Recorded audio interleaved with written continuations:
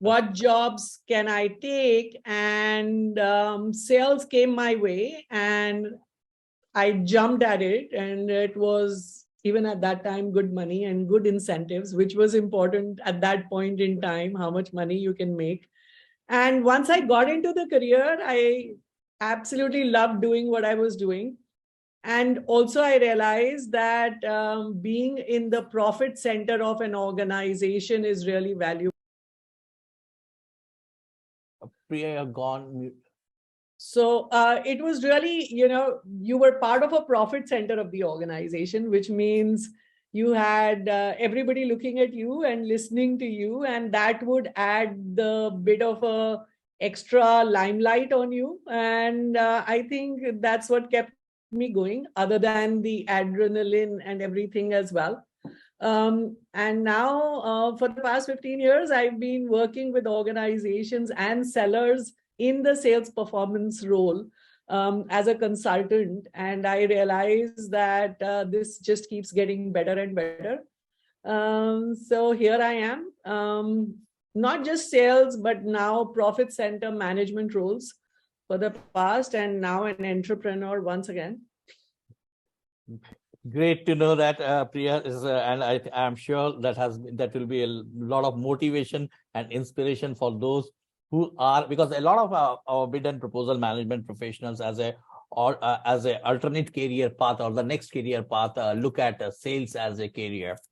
But coming to the point of today's conversation, the theme of today's conversation, one of the most often quoted reason for losing a deal is that we lost on price.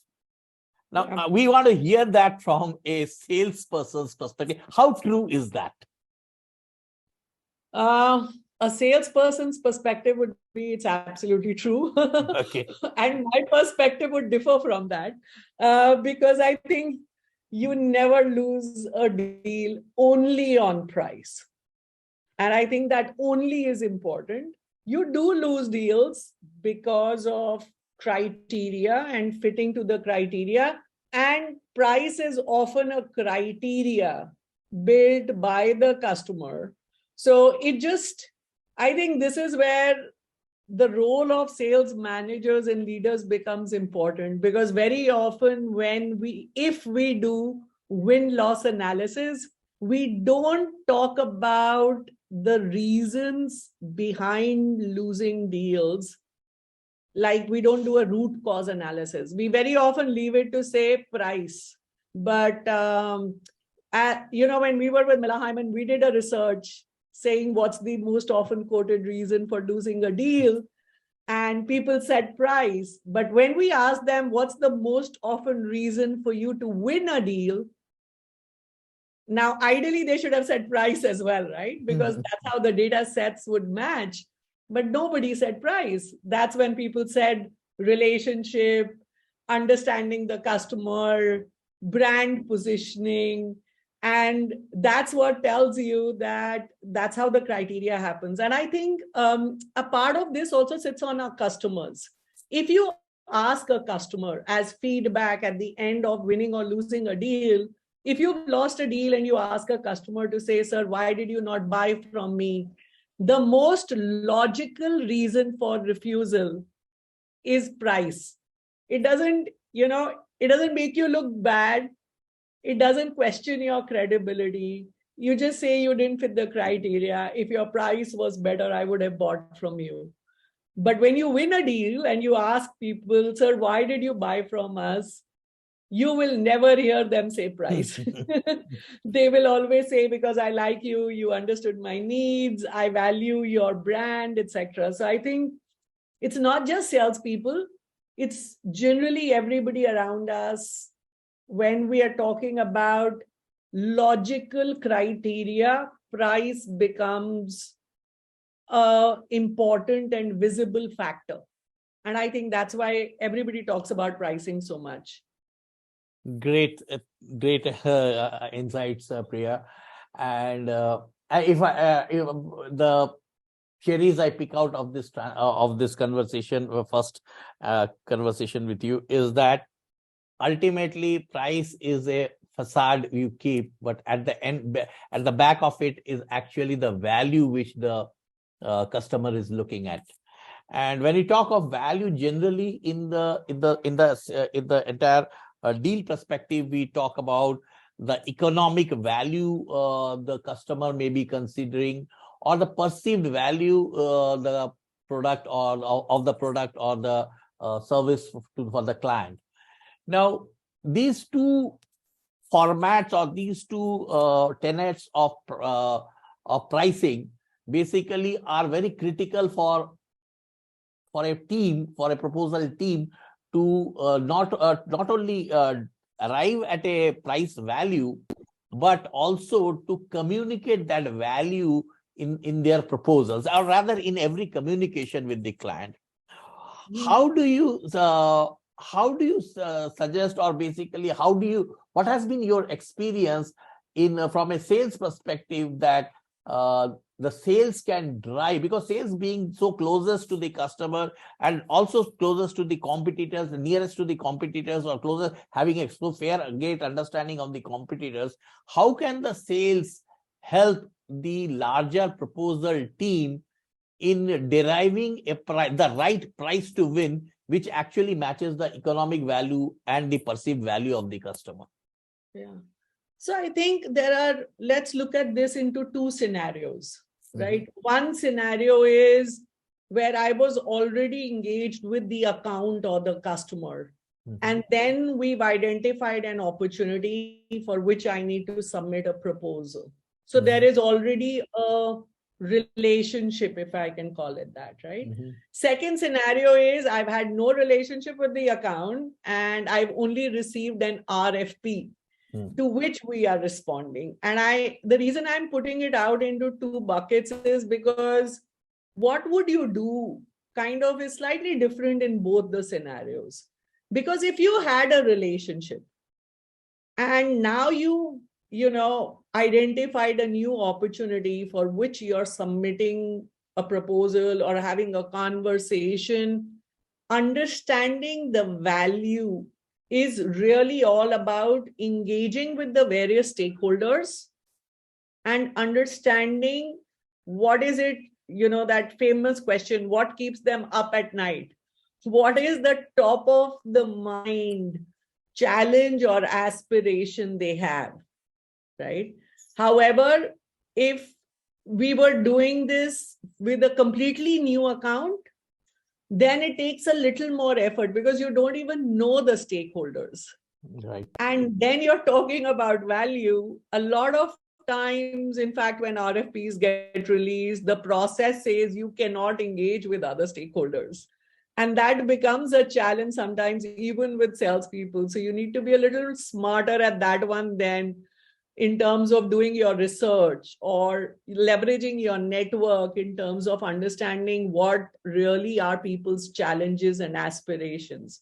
But then I'm sure people listening to this are going to say, well, that should be easy, right? We've heard this before. It's common sense. But we know common sense is not common practice. So of working with sales teams and organizations as a consultant for the past almost 15 plus years now, I can tell you one thing. We say in a complex deal, there are average 7 stakeholders that will get involved for a buying decision to make. How many stakeholders do you think salespeople are actually engaged with? Let's have people put this in the chat. Let's get some interesting conversation going. Great. Tell me, how many people do you think salespeople are actually engaged with? If I'm saying the average people who get connected in a buying decision to be made are 7. Okay, 2, 3, around 3, 3, 4, around 3, 3. Not the EBI for sure. Yes, Supriya. Abhijit, you're still sharing your screen. Oh, okay. I don't know. Okay. Stop sharing. Okay.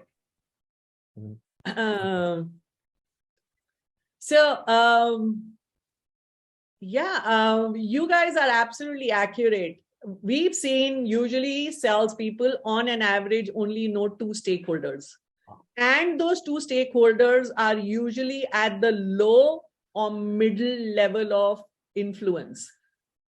And why does this happen? Because a lot of times we are working in our comfort, right? And it's easy for me to engage with people at my level than to try and engage with people at senior levels. Also, the people at my level, at peer level, understand my language.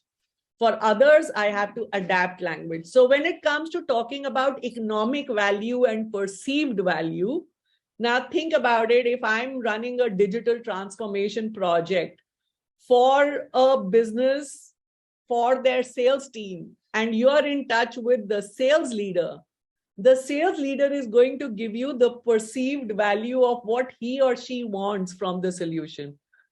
The CTO is going to tell you their view of the solution image, right? But if you meet with the CEO, he can tell you a broader or maybe a more macro perspective. But if you never got to him, you wouldn't know that. So what are you writing in your executive summary? Because that goes to the executives, right? It should talk to the executives.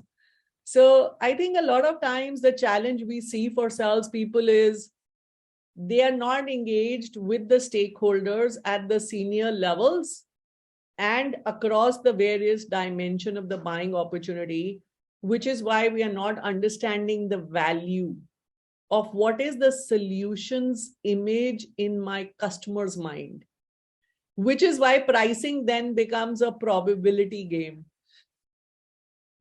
I think this should be the right price. I always question people to say the moment you say think, Bob Miller used to say, suppose, think, assume, believe are words that will stab you. It's STAB. So anytime you hear yourself say, I suppose they will be happy with this. I think this is what they want. I'm assuming this should fit their budget. I believe we've given them a good proposal. These are not good words to use. Great insights, Priya. So, having said that, from your experience, what do you think is should be the right pricing strategy for any organization to win the deal? Have you ever seen on the roadsides, you have these people who set up tents and they sell these Ayurvedic medicines. Yeah, very much. With the promise that if you took medicine from them, all the problems in your life would be healed. If I knew the answer to that question, I would have set up a tent like that. Okay. And people would queue up outside it because I would have figured out the $1 million question, how to get the best price. I'm not kidding on it. But having said that, I think pricing and the way organizations look at pricing has evolved in time. I started my career, we had a very simple cost plus model. You figured out what is the cost of the product, and then you added the profit you needed, and you looked at what are your cost of sales, and that gave you the pricing. And I think it was fairly simplistic and easy in that world because it was a cost plus model, right? The more we've moved to the value model, where we've started to say, okay, cost is an important function because it still will tell me my margins. But I want to look at what is the value I brought for you, dear customer, and I need a percentage of that as my pricing. We've realized that pricing strategies have become a little more complicated than they were when it was a cost plus model, right? Very true. I think this is also where that question you asked earlier. Now, what is the price tag I put there? There are different economic theories, and people would say the more expensive your product, the lesser will be the demand of the product, is one economic theory. Then there is a theory, and I wrote a blog on that, and I'm just adding that to chat. But that's a concept that's called Veblen good, right? Which says that The moment you increase the price, people perceive price with quality and exclusivity, which is why the Audis and the Mercedes and the Ferraris sell in that model, right? Because you've created a certain exclusivity around it. And there is a premium pricing, and it comes with a premium price tag. And I think as organizations, firstly, we need to identify, where do we want to play? Are we going after the volume economies of scale pricing model? Or are we going after that premium positioning model? And I could have two products which could be in both those two spaces. So it's not an either or always. But the reason I'm calling that out is, depending on what's your pricing strategy, then that also determines what's your positioning strategy, right? If I'm selling a premium product, I will not have Nexa showroom cars at every nook and corner of the city, because I have to build exclusivity, right? I will have, the car smelling nice, swankily cleaned, with a chauffeur showing up at my doorstep for a test drive and not making me stand in queue to take that dirty car on a rubbish road for a test drive. So, the experiences we need to build for different pricing strategies are different. And why am I talking about that is, your cost of customer acquisition is different. Yes. So pricing has so many elements that come into play, which is where I think the bid management or the proposal management teams are such a key factor when we are submitting proposals, because you're bringing in a view or evidence of what works in those conversations that you've been having with the teams, right? When you're submitting proposals or you're submitting RFIs. And that is valuable as well. So I think pricing is not something that salespeople determine or bid teams determine or operations team determine.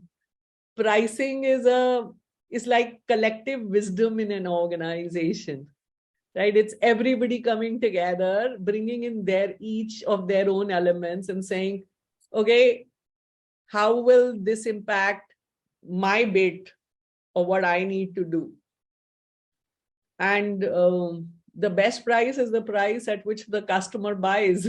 Exactly. Priya, and then as you rightly said, that pricing is not one man's game or one's decision maker's decision to take.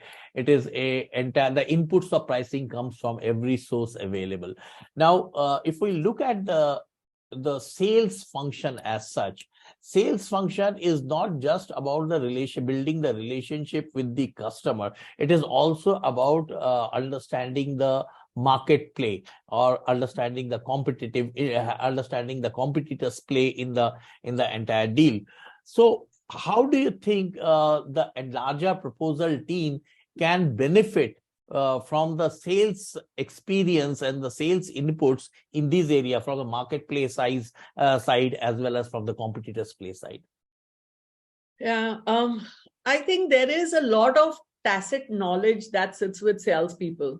And even though we've started to bring in technology and we brought in systems like CRMs and intelligence tools like a Gong, etc., which attempts to capture conversations and distill them, there are still so many things that sit here in the salesperson's mind that never get communicated to the rest of the teams. And competitive intelligence is certainly one of them, because when you are meeting with the customer day in and day out, be it on the Zoom platforms or equivalent, or walking the corridors of their offices, you tend to pick up who else are they speaking to, what else is important to them, who are the people who are getting invited to meetings and why. Platforms like LinkedIn become important, where you start to see who's connected to whom, who's commenting on whose posts, and you pick up and kind of join the dots to say, all right, this is what this looks like. A lot of times nobody shares that with each other. And if we were to tell salespeople to build case studies and battle cards and all of that, nobody really does that. Which is where I find, at least in my experience, the valuable thing to do there is to establish a process of win-loss analysis, which involves the various teams to come together on a regular basis and talk about why are they winning when they are winning and why are they losing when they are losing. Because what are you going to discuss when you win a deal? You will talk about who were the stakeholders involved. You will talk about who did you compete with, because that's who you won against. You will talk about the various elements of your solution that resonated with your customer. And that will give you information that can be valuable for future proposal building as well, right? Because now I know what are my strengths. Same thing happens for loss analysis. If you lost a deal, having that feedback from the client and then having that discussion to say, okay, why do you think we lost this deal? What were the other elements that were important to the customer that we maybe did not do well on, so that in the future we can build them in? So I think there is power in having a regular win-loss analysis, bringing in the various teams together, specifically with the sales, operations, delivery, project management, finance, that, people from this commercial organizations. It is really valuable to capture that information and then be able to play it back to the various functions. Sadly, even though we've been talking about this for ever, I still don't see this becoming a practice in most organizations, because it's that, if you were to create that quadrant of urgent and important, this is important, but this is never urgent. And something urgent takes over, like I get a new RFP where the proposal needs to be submitted by end of day Monday, and I have a win-loss analysis to do on Friday. I'm going to say, forget this. Let me first get to work on this one.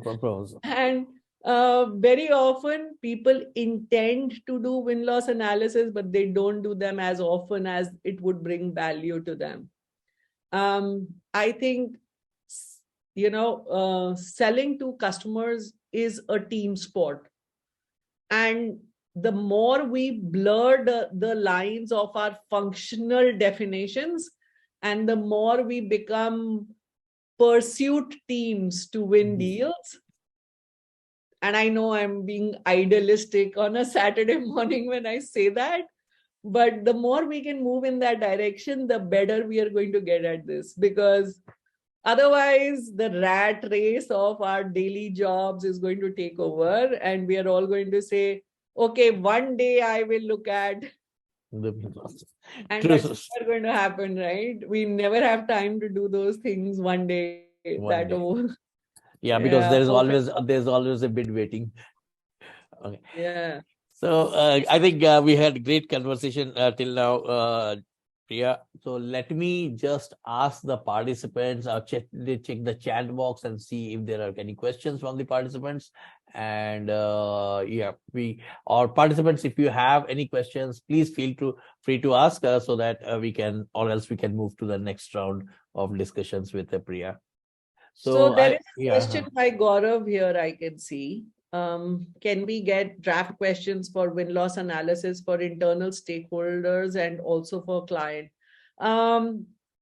Certainly you could. I could send you few if you connect with me on LinkedIn, Gaurav, because it would take up a bit of time for us to do that. But let me tell you this, the questions will be unique to each organization and each team. Yeah. While there can be some broad brushed questions you should always ask, the questions are really the determinant of what are you looking for in terms of that knowledge or information. So you should kind of come up with those questions also together as a team to say, what do we want to know when we do a win-loss analysis? And while the questions are important, remember the important thing is the free-flowing conversation that gets started in that discussion. So I always recommend to my clients that don't make it a scripted win-loss analysis. Make it a guided win-loss analysis. Exactly. And the difference is scripted is that these are the 5 questions you will always be asked. Versus guided is if Abhijit were to say that, listen, I lost this deal and my competition was 10% lower than what we were. That's the reason I think we lost the deal. Then somebody needs to start to go further on that to say, all right, so we were 10% more expensive, but was our solution the same?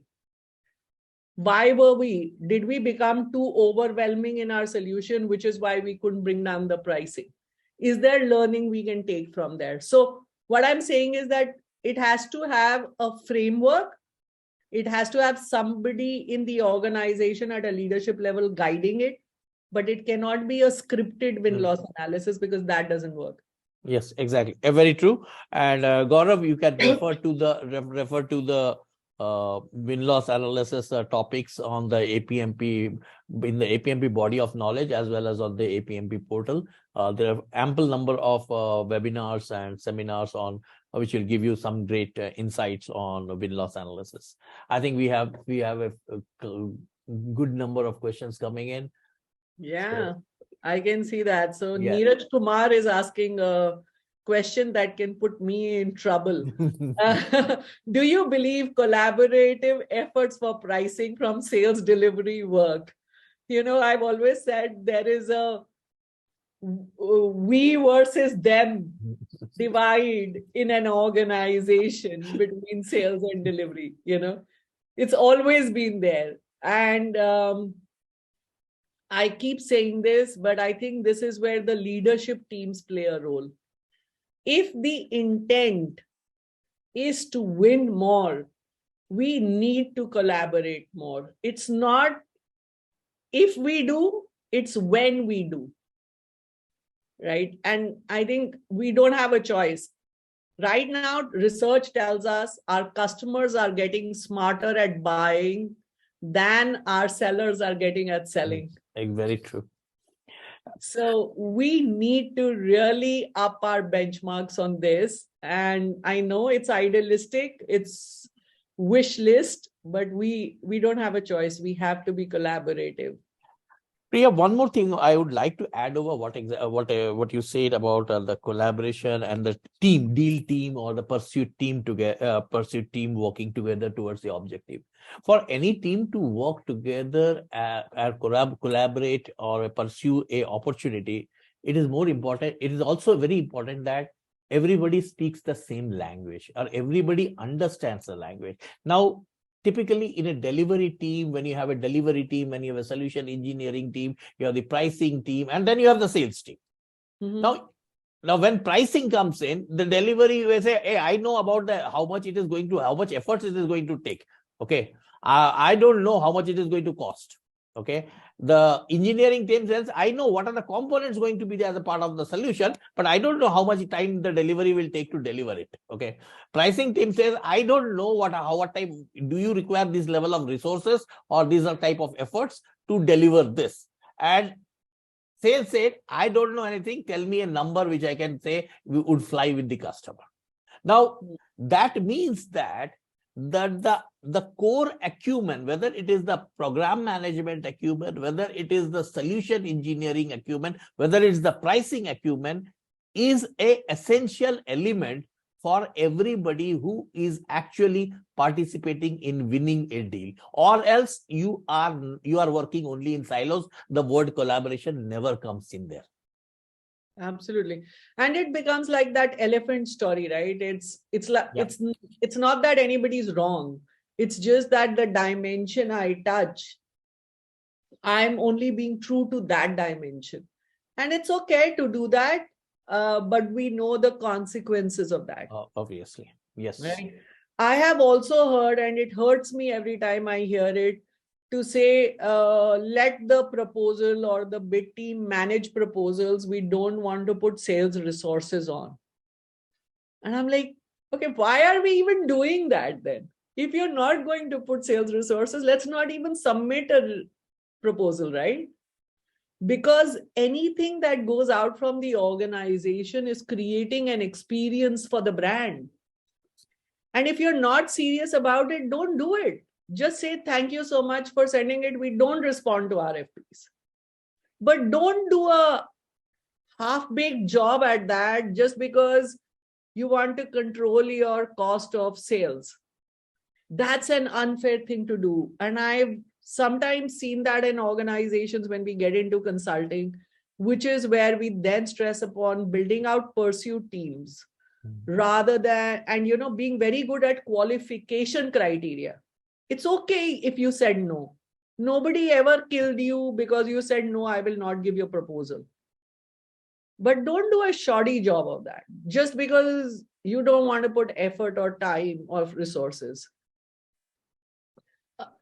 And so there is also a question by Kaushal there, which says how finance can help win the deal. Now, if you think about who would review your proposal, do you think the finance team of your customer will get involved in reviewing the proposal? If yes, then your finance team should be helping you work on the proposal. Because we all understand our own language better, right? The CFO knows what the CFO is going to look for. The CTO knows what the CTO is going to look for.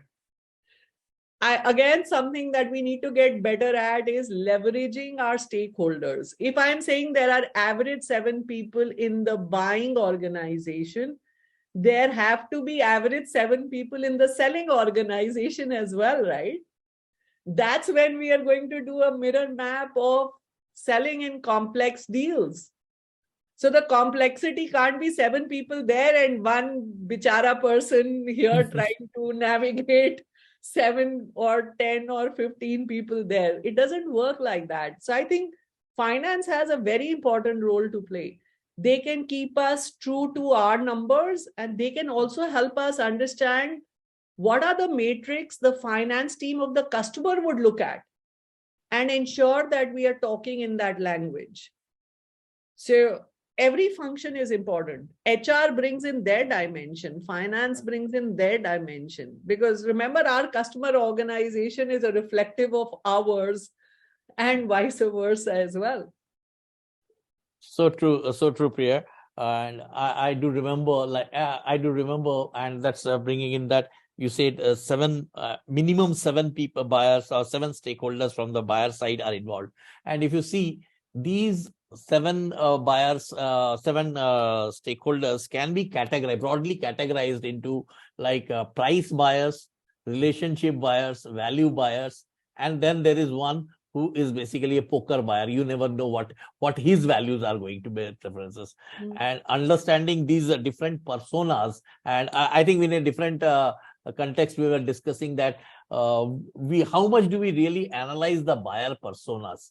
And do you think the sales being the nearest to the customer or mapping the account, or when I say sales, it does not mean exactly the sales or the BD person, maybe even the account manager who is related to the account, can help in mapping these buyer personas and building strategies or building the communication specific to these buyer personas, which can be a part of the entire proposal, whether it is the pricing, whether it's the solution, whether it is the delivery, any part of it. Yeah, absolutely. And I think, what else do we need salespeople for? Sorry if there are any salespeople on this call and you hate me for saying that, but I always keep saying this to salespeople, and I'm a seller myself. I keep saying, why do you need salespeople? You only need salespeople to navigate the complexity of the customer's buying organization, understand the stakeholders, and create relationships with them. What else do we need them for? So that's really what their main job is. And, a lot of times, and we've got data, time and motion study tells us that salespeople spend only 36% of their time in actually selling conversations with their customers. 64% of their time is going into doing other things. And I say other things because other things is a really long laundry list. They are waiting for approvals, they are following up on these, they are helping operations, they are managing escalations, they are doing firefighting on existing projects, they are waiting for price approvals, all of that. But the point is, till we don't reduce that 64% and give the time back to the seller to do what their main job is, customer conversations, we are always going to keep struggling with this. Because 36% time is not enough. And then to enable them to have the right conversation. So one thing we are all struggling with is our customers are struggling with discovery fatigue. And what that means is, if I put out an opportunity to make a purchase decision, I will have, say, at least 5 sellers reach out to me. And all the 5 sellers are going to come and ask me questions. And 80% of the questions are the same. And that's why now we see they want to send you an RFP document. They want to send you a brief because the customer is getting tired of answering questions, repetitively the same questions. And it's like saying, I could have a bot sitting there answering the questions that salespeople ask me. And I think we will eventually get there. And which is why having conversations is becoming important. Having conversations when there is no opportunity on the table. I'm not doing a sales pitch. I just want to understand. I want to spend time and I want to understand, what does John do every day? I want to know what is Suraj's aspiration in the role he is. I want to know, what does Manish want to achieve in his role in his organization? And if we were to take away that from salespeople and we got them to do this, I think we will be just so much better at winning deals. Because we are so reactive. When there is a deal in the table, Abhijit, tell me what keeps you awake at night. If there was an ideal solution, Abhijit, what does it look like? Abhijit, do you have a budget approved? If this didn't fit into your budget, who will you go to get approvals? Oh God. Everybody is asking those same questions. So true, Priya. We keep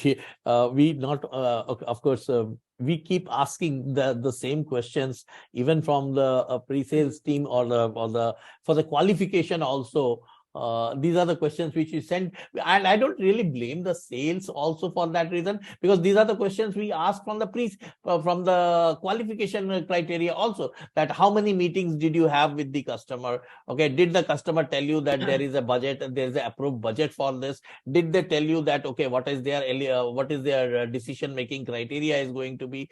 Do you know who is going to sign the check, who is going to be the sponsor of the project? So all these are questions, are laundry list questions. We are never, that is what we say, that's the empathy. We really have missed the empathy, and the people who are making the successful organizations, if you see, and not only in most of the complex deals. And I can give you examples of names of these companies which have changed the entire pitch from this discovery to empathy. And they are investing in that empathy for a period of time, for 6 months, 12 months. They are saying that if I have not invested in 12 months in this account, in building the empathy, I don't think I should be even bidding for an opportunity in this account. So that's the internal, that's what I hear from the leaders. And that's what I was saying, that, we need to get more proactive in our engagement with our clients. And, a lot of times it all comes back to, and, being in sales for this long, a lot of times people say, haven't you burnt out? Or how do you do work-life balance? Or what is it that keeps you going? And I keep saying one thing: funnel health. The mantra is funnel health. If you have a dry funnel, you are desperate to win. If you are desperate to win, you are going to ask those 10 questions, try and get an answer, and submit as many proposals as you can, because you're focused on the probability of winning rather than the predictability of winning. I just did a podcast, released it this week earlier, just talking about this point, because we as sellers need to get away from the way we used to do push sales in the past. And I've done that. I'm not saying it's wrong. It's just that at that point in time, it worked really well. We were shooting from the hip, right? So we were the cowboy salespeople. We pulled out a gun and we went, and I hope it hit like 5 people. Game of probability, right? If you did 8 calls, you will get 1 meeting. If you got 5 meetings in a week, you would submit 2 proposals. If you submitted 2 proposals, you will win 1 deal. Yeah, I get the game of probability. But now tell me predictability, because now we've got data, right? Can you identify which conversations have a better chance of conversion based on the stakeholders you've engaged with? If I've had a conversation with an economic buyer persona, I know I have a better chance of winning this deal, because I know from the person who holds the budget what he wants to see as a solution image. That is predictability, right? And so we need to train our sales leaders, and then our sales people and our bid people and our delivery managers on the different behaviors we are looking at in terms of proactive engagement. Because we need to get proactive. We cannot stay reactive like this. We'll never win more. Definitely reactive, and it's a fact, industry fact, that 70% of the decisions are made, buying decisions are made before even the RFP comes out. So basically, always. And I remember that example of, and probably you can repeat that, Priya, the blackjack example, the probability of winning a blackjack and the probability of winning a sales deal. Absolutely. And I just hope that people don't start thinking that I'm promoting gambling, because that's not. But the fact is that a probability of winning a game of blackjack is anywhere between 44 to 48%. And currently, the possibility of you winning a complex deal is about 47%.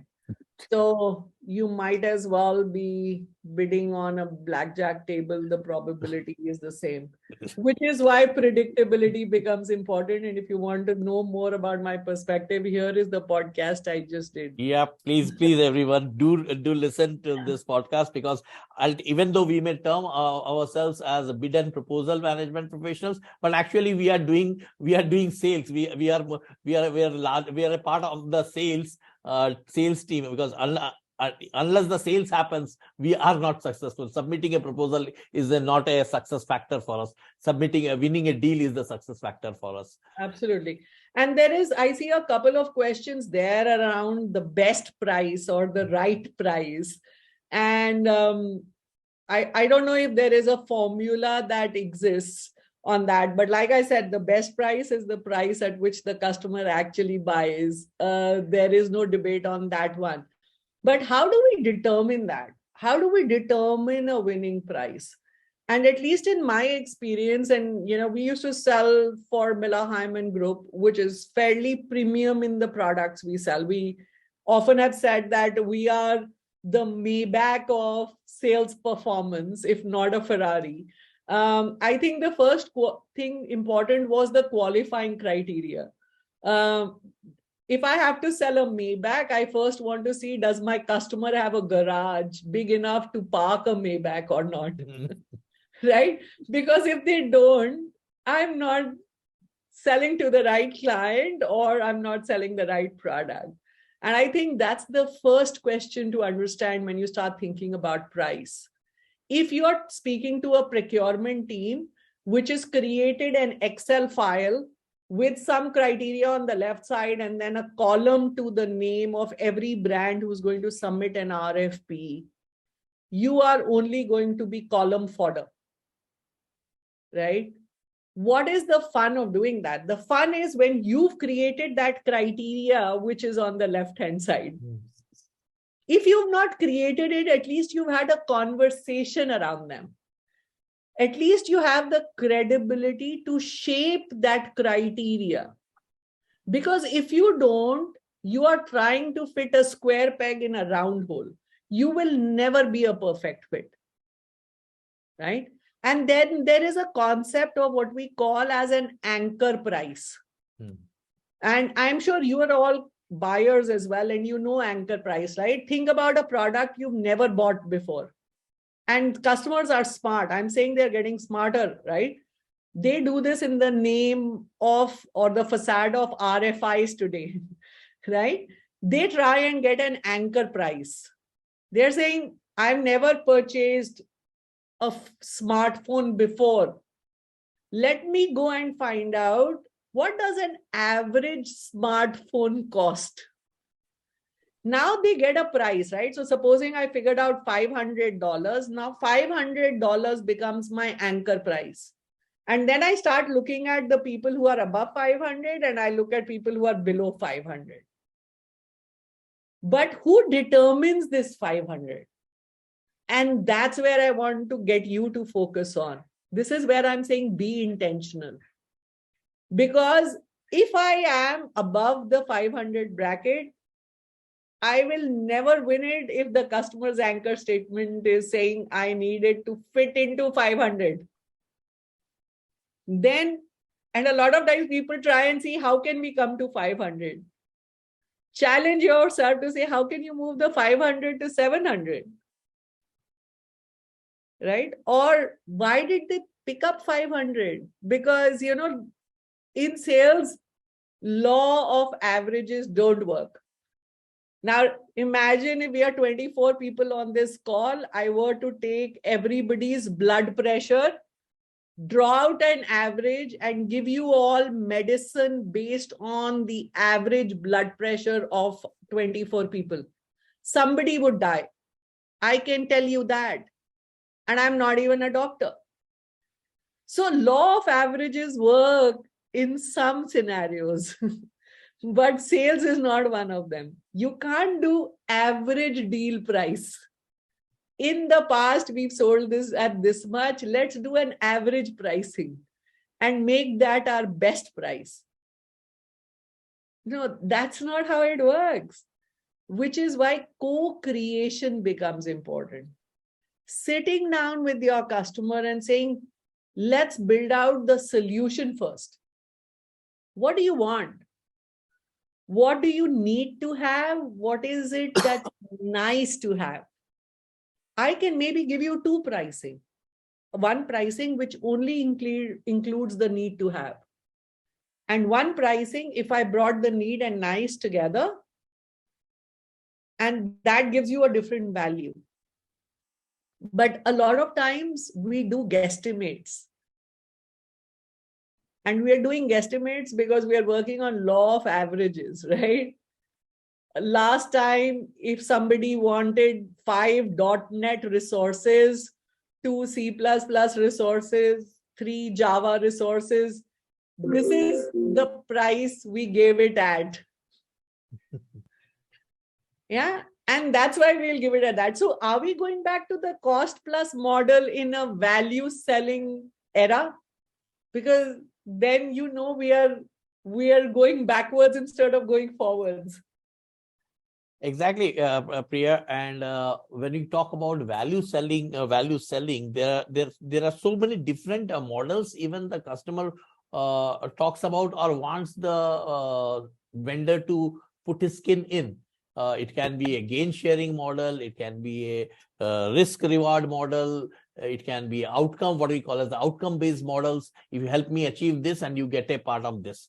But these all things need, the first thing what you need in this all case, in case of a value based pricing, is understanding the what we call as the system of operations. Because ultimately when you're selling, and I'm talking of IT in context, is that ultimately the solution which you are bringing in is for a concept of operations, for a operations in play within the organization's business.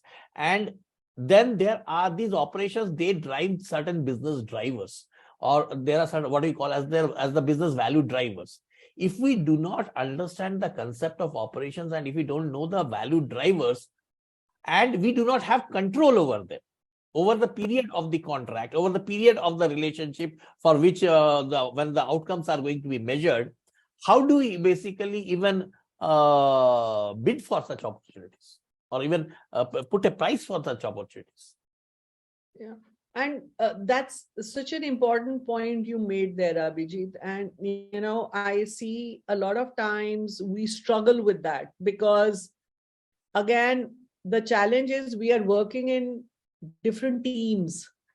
And because of that, a lot of times we are doing repetitive work. We are all doing some work like research. Everybody does research.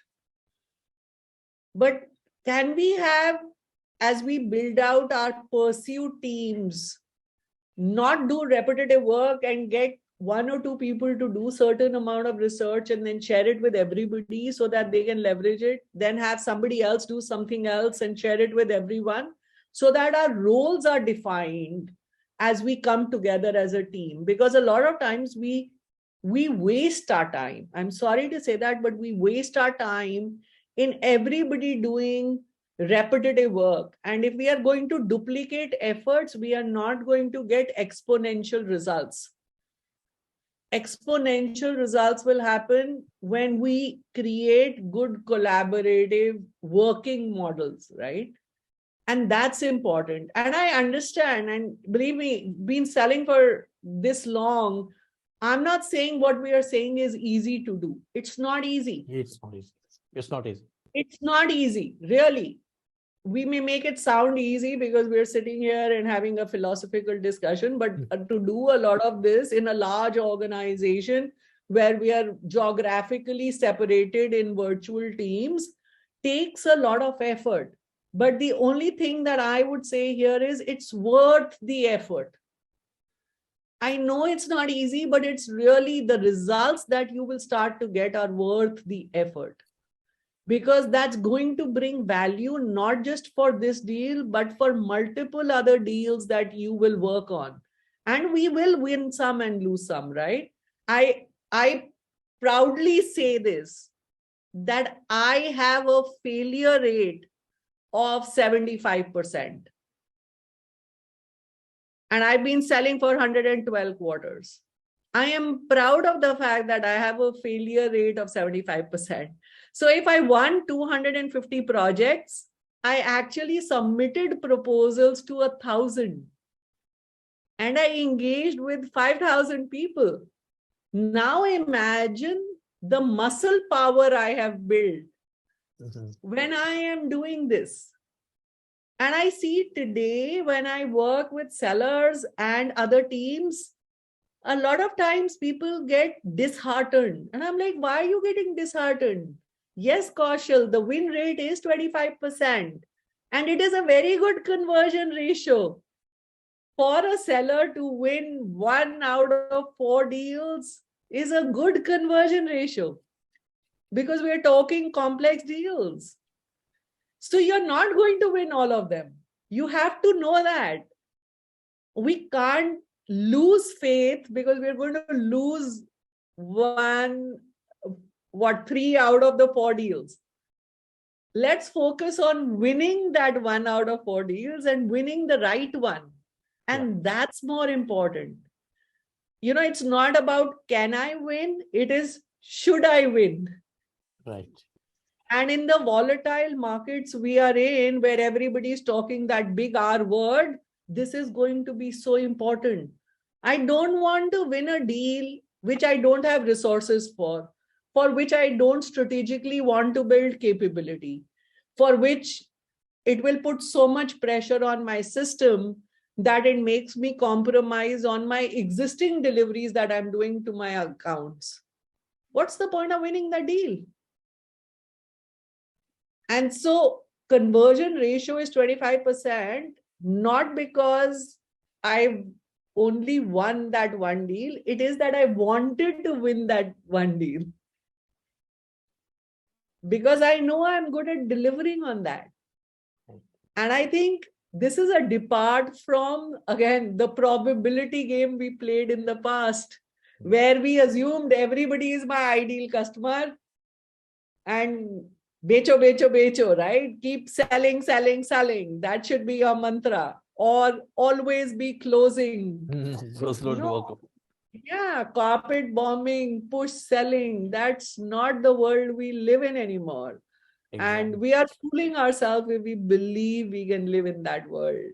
Exactly, Priya. And just to, I think we are reaching the end of this time with us. So I have one question, because all throughout we have been talking about pricing and winning. There's another, and the pricing and revenue. One more important factor, and which is a reality today, is that businesses today don't need only revenue. They need revenue with margins. They need revenue with profits, because if you are not making profits, you are not going to sustain.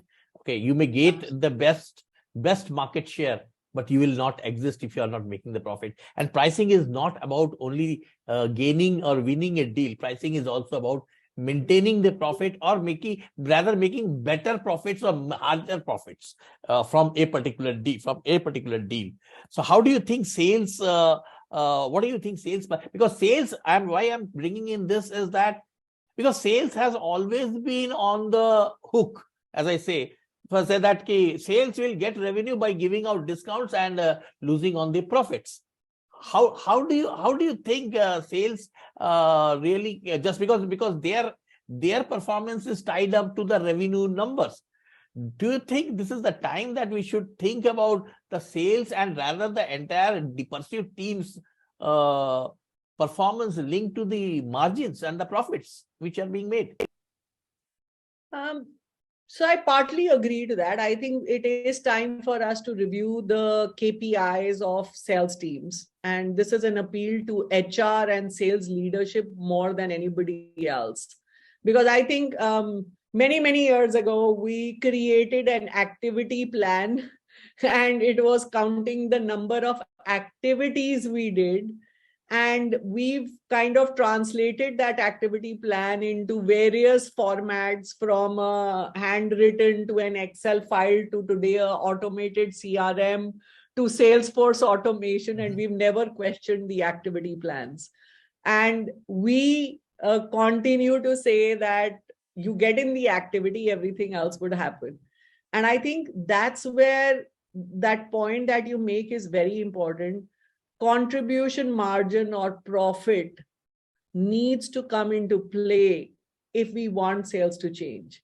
Now, having said that, I think this is where the intentional communication of our business strategy to the lowest common denominator in our organization is important. Because a lot of times what we do is we don't translate that. So people assume what they will do is the easy path, right? I will sell what is easy to sell. Why will I make my life difficult? If you tell me to win 2 deals, I will win 2 deals. I don't care what the profitability of those 2 deals is. So you have to change the KPIs. But while we change the KPIs, we have to change a lot of other things in the organization as well. For example, hiring for salespeople. We've hired people with the gift of the gab. Just because you can talk well, you could be in sales. I still hear people do that. Sell me a pen, sell me a phone, sell me a diary, sell me a bottle. Can we stop doing that? Right? I keep telling sellers that today what makes a good salesperson is intellectual curiosity. If you're not curious enough to know what your customer is doing as their future aspiration in their business, it doesn't matter what you sell.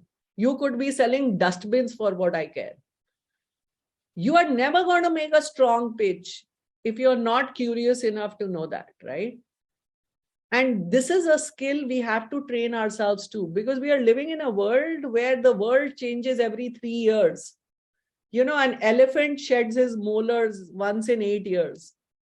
We are changing our world faster than an elephant sheds its molars.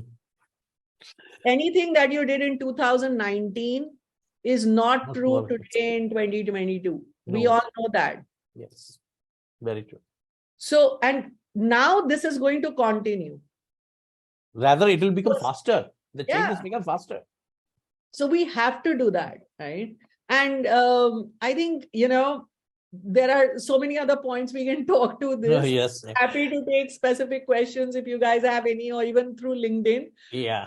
Bring value there, or in another webinar that Abhijit will be kind enough to host. Definitely, you are always welcome. You will always be welcome, and we'll keep coming back to you. I think we will end this session by with Shashi asking one of the questions. Shashi is a APMP governing board, APMP India governing board member. I hope you met Shashi at the BP and the BPC Asia.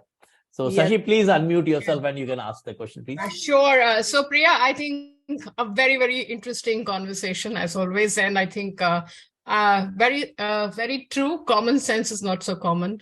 And we were covering most of the fundamental aspects it all boils down to knowing your customer.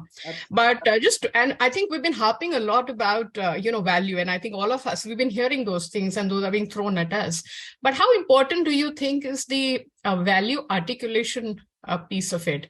So you might know it, you have the intel, you have the understanding. Let's say it's an ideal situation, but then how is value articulation a problem, and is there a way to kind of solve it?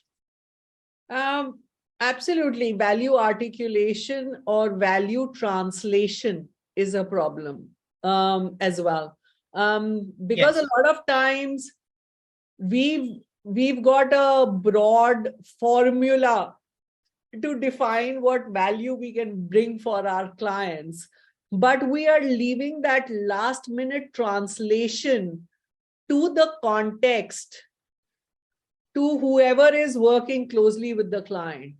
And a lot of times I see people just cut, copy, paste. I think we could remove that from people's computers. Half our problems would get solved in terms of articulation and translation. Because, and I think Shashi means that as well, I don't think we are talking about good English language here. We are talking about contextualizing the value. Absolutely. And in fact, so sorry for interrupting there, Priya. I think we've so got used to templatization. Give me a template for this. Right? Give me this for this. So I think, we can go only so far with templates, right? And I think all through your session was about, getting closer to the customers, understanding, and I think given a volatile scenario and a fast changing world, I think that becomes important.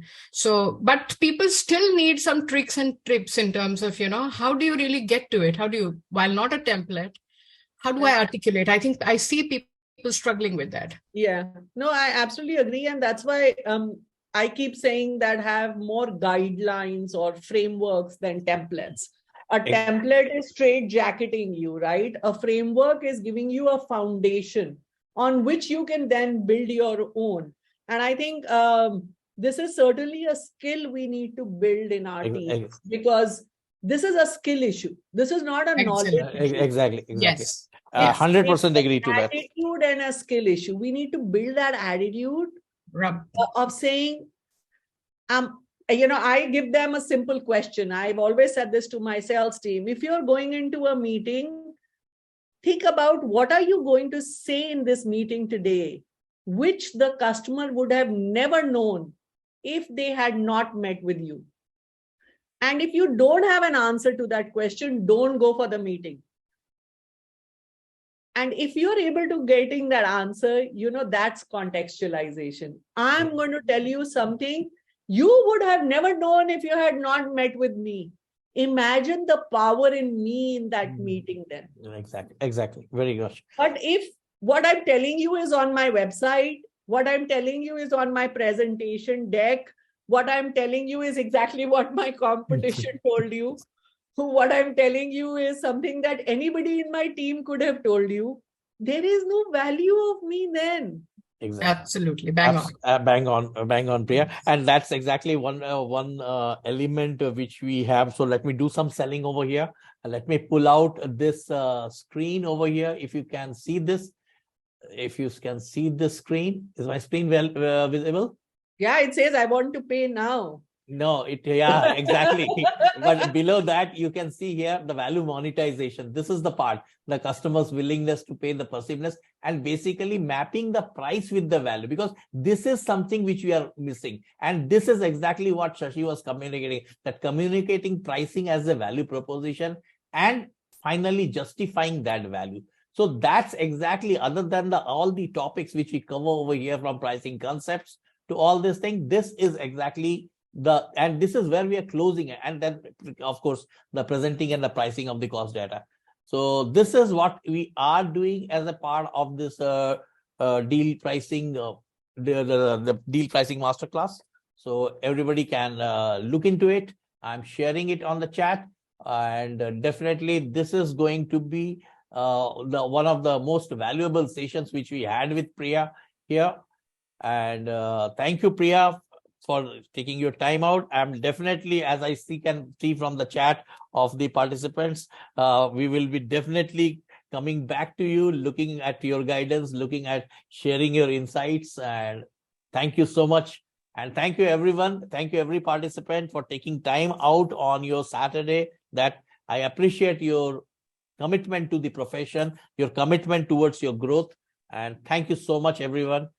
Take care and have a nice weekend. Thank you so much. Everybody. Happy weekend. Look forward for next session, Priya. Thank you. Thank you. Thanks. Thank you, Kaushal. Thank you. Thank you. Bye-bye.